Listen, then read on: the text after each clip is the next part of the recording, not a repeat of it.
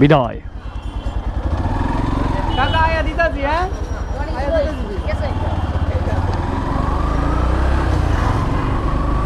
ও FZX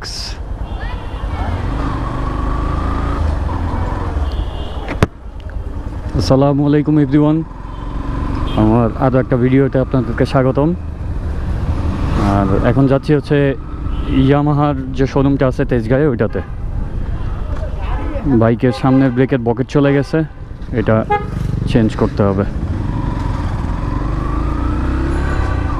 এই বকেটের প্রবলেমটার কারণে যেটা হয় সেটা হচ্ছে, আমি যখন সামনের ব্রেকটা প্রেস করি, জ্যামের মধ্যে বা কোনো জায়গায় সামনের ব্রেকটা যখন প্রেস করার পর ব্রেকটা যখন আমি রিলিজ করি বা ছেড়ে দিই, তখন গিয়ে এটা রিলিজ হইতে অনেক টাইম নেয়। আমি সার্ভিস সেন্টারে যাওয়ার পর জিনিসটা দেখাইতেছি, এভাবে বললে হয়তো অনেকে বুঝবে না, কিন্তু জিনিসটা দেখাইলে বুঝবে যে অ্যাকচুয়াল প্রবলেমটা কী হইতেছে। আর এটার জন্য বিরক্ত লাগে জ্যামের মধ্যে চালানোর সময়, কারণ আমি গাড়ির ব্রেক রিলিজ করে দিছি বা ছেড়ে দিছি, বাট গাড়ি তখনও ব্রেক হয়ে আছে। এই জিনিসটা খুবই বিরক্ত লাগে। তো এটার জন্যই যাইতেছি, গিয়ে দেখি ওদের কাছে এটা অ্যাভেলেবেল আছে কি না।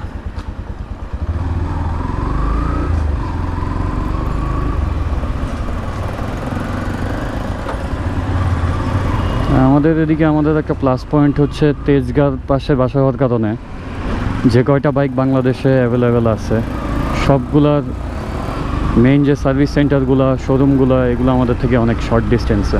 এই হাতে যেটা পার হইলেই ইয়ামাহা, সুজুকি, টিভিএস সব। তো যার কারণে সাফার করা লাগে না এই জিনিসগুলো নিয়ে। কোনো একটা প্রবলেম হইলে হুটহাট গিয়ে পার্টস নিয়ে এসে চেঞ্জ করে ফেলতে পারি।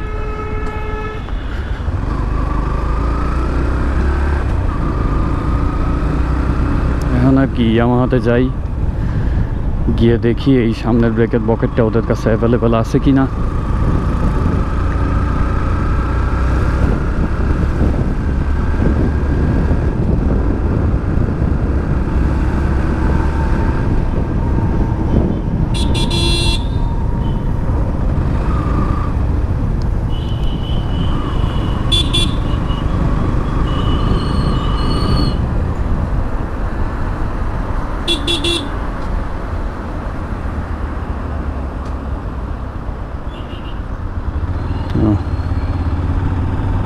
পুরা ক্লাসিক একটা গাড়ি, ল্যান্ড রোভার ডিফেন্ডার।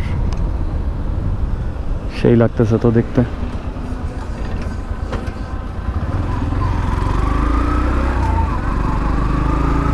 মনে হইতেছে যে বাংলা সিনেমায় ওই যে আগে যেই টাইপের গাড়িগুলো দেখতাম, ওই যুগে ফেরত চলে গেছি।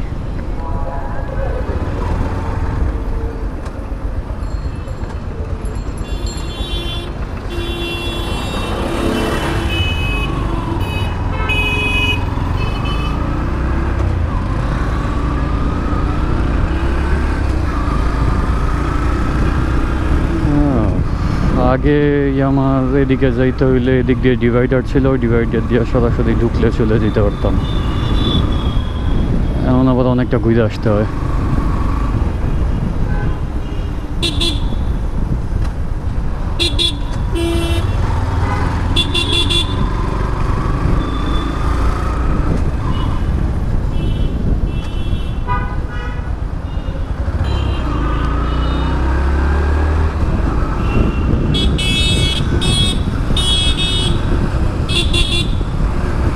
সামনের ব্রেকটা প্রেস করতেই বিরক্ত লাগতেছে একটা। গাড়ি একদম স্লো হয়ে যায় ব্রেক ধরলে, মনে হয় কি যেন একটা আটকায় রাখছে গাড়িতে। এটা না, হ্যাঁ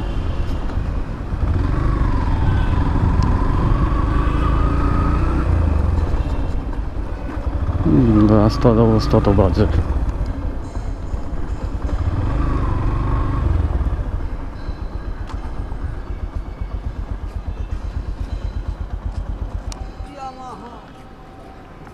প্রবলেমটা আমি একটু দেখাইতেছি।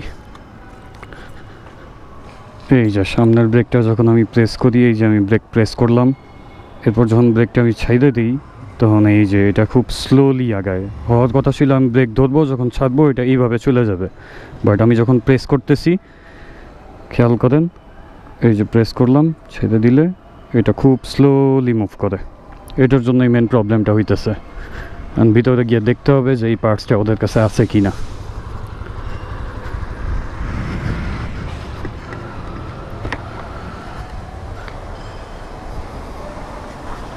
স্পেয়ার পার্টস কোন দিকে? ওকে,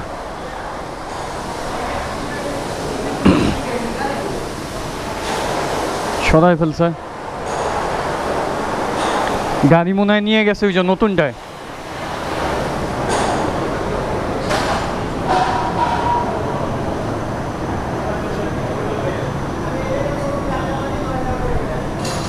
অনেকগুলো গাড়ির সার্ভিস চলতেছে, এখানে FZ আছে, R15 আছে।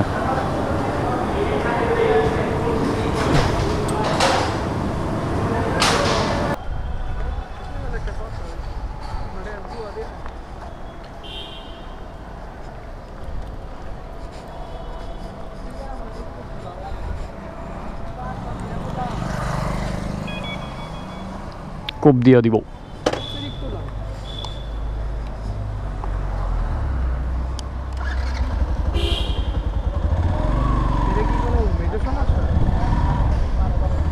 দেই অল্প প্রাইসের মধ্যে যদি হয় কইতে ফেলবি, নাইলে থাক। মেজর সমস্যা তো তুই বুঝোস, মেজর সমস্যা নাকি? গাড়ি তো রেগুলার আমি চালাই না। আমার যে প্রবলেমটা লাগতেছে যে হালকা ব্রেক করলে ব্রেক হয় না।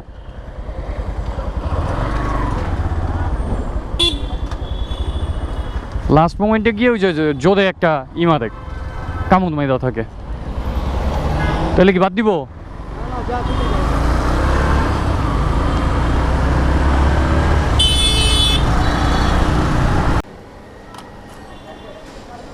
চলে আসছি হচ্ছে ইয়াহান মালিবাগের যে সার্ভিস সেন্টারটা, বাইক শপের যে সার্ভিস সেন্টার অফিসিয়াল ওইটায়।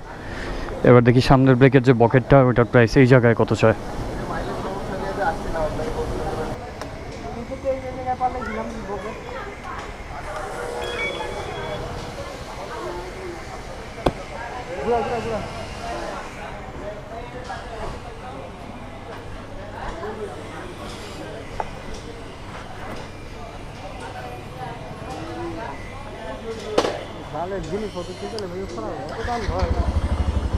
ওই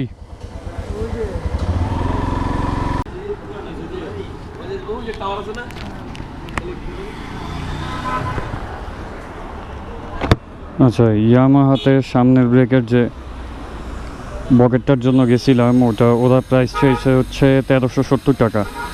আর এটা হচ্ছে আমার এলাকায় আমি হাজিপাড়ার থেকে একটা লোকাল দোকান থেকে নিছি, এটার প্রাইস রাখছে ওরা 800 টাকা। এখন এটা ইনস্টল করে দেখি কীরকম কী ফিডব্যাক পাই। এখন যদি ভালো ফিডব্যাক পাই তাইলে তো পাইলামই, আর যদি ভালো না হয় তাহলে আবার পরে গিয়ে চেঞ্জ করতে হবে। একটা রিস্ক নিয়ে দেখি, এই আর কি। এখন আসি হচ্ছে হাফিজ ভাইয়ের দোকানে, এই জায়গায় উনি হচ্ছে এটা ইনস্টল করবে। তো ভিডিওটায় যে সম্পর্কে কথা বলতেছিলাম, আমার FZ ভার্সন 3 BS6 যে বাইকটা, এটার সামনের ব্রেকের যে বকেটটা থাকে, বকেটটা নষ্ট হয়ে গেছিল। তো এটা ঠিক করার জন্য ফার্স্টে আমরা ইয়ামাহার যে অফিসিয়াল সার্ভিস সেন্টার ওটাতে গেছিলাম। তো ওই জায়গায় সম্ভবত বকেটটার প্রাইস চাইছিল আমাদের কাছে 1300 টাকা। তো পরবর্তীতে আমরা একটা লোকাল দোকান থেকে 800 টাকা দিয়ে বকেটটা কিনে ফেলি। কিনে আমরা চিন্তা করি যে একটা রিস্ক নিয়ে দেখি, লাগাইলে যদি ভালো হয় তাহলে তো ভালো সাপোর্ট দিলই, আর যদি ভালো না হয় সেক্ষেত্রে আবার চেঞ্জ করে অরিজিনালটা নিব। তো এক্ষেত্রে এরপর তো গিয়ে আমি আমার এলাকার যে সার্ভিস সেন্টার, ওখান থেকে লোকাল একটা সার্ভিস সেন্টার আছে আমার এলাকায়, টুকিটাকি কাজ করাই আমরা। তো ওখান থেকে গিয়ে আমরা ওই যে বকেটটা আমরা কিনছি 800 টাকা দিয়ে, ওটা সেট করে ফেলি। তো আনফর্চুনেটলি হয়তো আমার ভাগ্য খারাপ বা আমি জিনিস খারাপ পাইছি, দুইটার একটা যে কোনো একটা হবে। বকেটটা খুব বেশি দিন লাস্টিং করে না। ভিডিওটা বানানোর কিছুদিন পরই বকেটটা আবার প্রবলেম দেওয়া শুরু করে বলতে রানিং অবস্থায় পকেটটা হুট করে লিক হয়ে যায়, লিক হয়ে ওখান থেকে অয়েল বের হওয়া শুরু হয়। তো পরবর্তীতে বাধ্য হয়ে আবার অফিসিয়াল সার্ভিস সেন্টার থেকে 1300 টাকা দিয়েই বকেটটা লাগাইতে হয়েছিল।